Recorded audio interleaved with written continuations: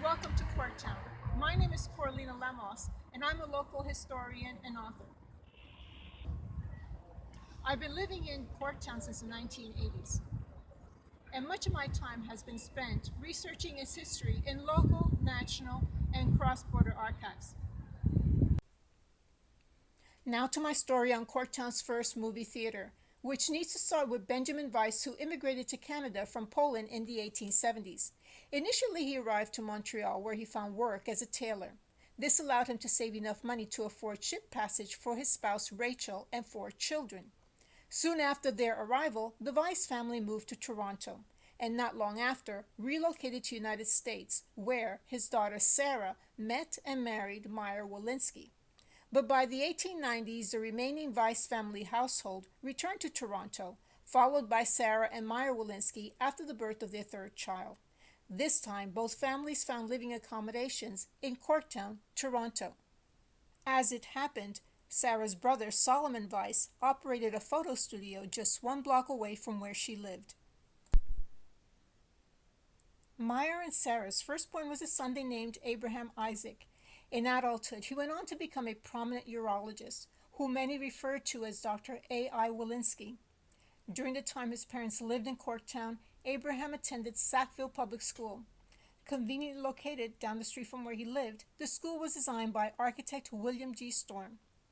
Today, the school is located within the heritage site where once Kentucky escaped slaves Lucy and Thornton Blackburn had their home.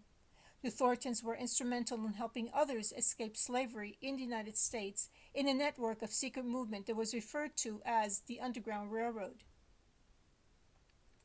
The Walensky were committed and hard-working people.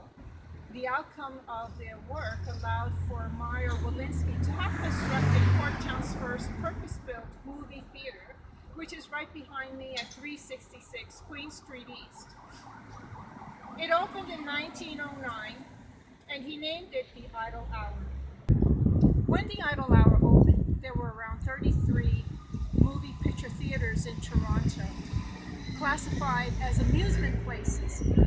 But that number soon increased as the popularity as going to the movies did.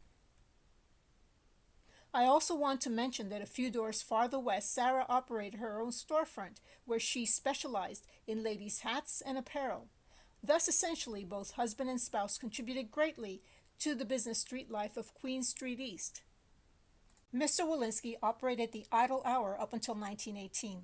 Likely affected by the Spanish flu, the theater remained vacant for a few years.